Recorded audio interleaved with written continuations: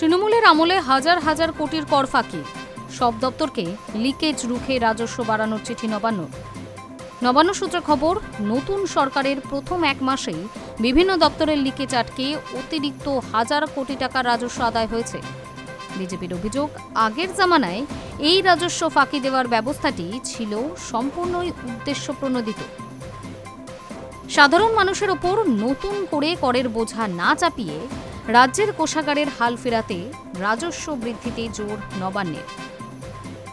মুখ্য সচিবের তরফে সমস্ত দপ্তরকে চিঠি দিয়ে জানানো হয়েছে কিভাবে রাজস্ব লিকেজ বন্ধ করে আয় বাড়ানো যায় তার ব্লুপ্রিন্ট তৈরি করতে। পাশাপাশি আগের সরকারের আমলে সংশ্লিষ্ট দপ্তরের রাজস্ব আদায়ের টার্গেট কী ছিল এবং কতটা তা আদায় হয়েছে তাও জানতে চাওয়া হয়েছে। একই সঙ্গে শেষ কবে ট্যাক্স রিভিশন হয়েছে, কোন কোন খাতে ট্যাক্স লিকেজ হতে পারে, কিভাবে তা আটকানো যায়, সবকিছুই প্রত্যেক দপ্তরকে জানাতে হবে নবান্নকে। এক্ষেত্রে একারি, পরিবহন, ভূমি ও ভূমি সংস্কার, পূর্ত, স্বাস্থ্যের মতো দপ্তরগুলিতে বাড়তি জোর দেওয়া হয়েছে।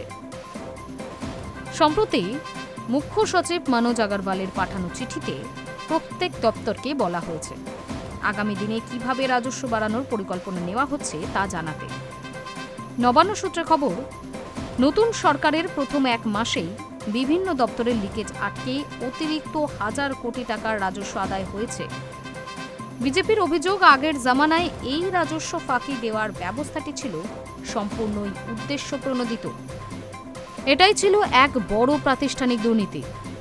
এই রাজস্ব ফাঁকি বা লুটের বিষয়টি সরকারের শ্বেতপত্রেও রাখা হবে।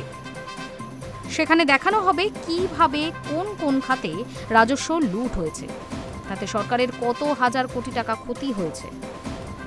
এদিকে মুখ্য সচিবের চিঠি পাওয়ার পরই বিভিন্ন দপ্তরের তরফে এই বিষয়ে পরিকল্পনা নেওয়াও শুরু হয়ে গিয়েছে।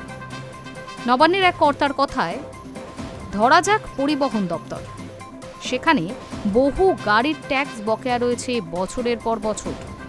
জরিমানার অঙ্ক ধরলে সেই অর্থের পরিমাণ কয়েকশো কোটি টাকা। সেই বকেয়া আদায়ের প্রক্রিয়া শুরু করতে হবে ওই দপ্তরকে। আবগারি দপ্তরের রাজস্ব ফাঁকি রাখাটাও চ্যালেঞ্জ প্রশাসনের কাছে। উন্নয়নমূলক কাজ ত্বরান্বিত করতেই এই উদ্যোগ। High news network.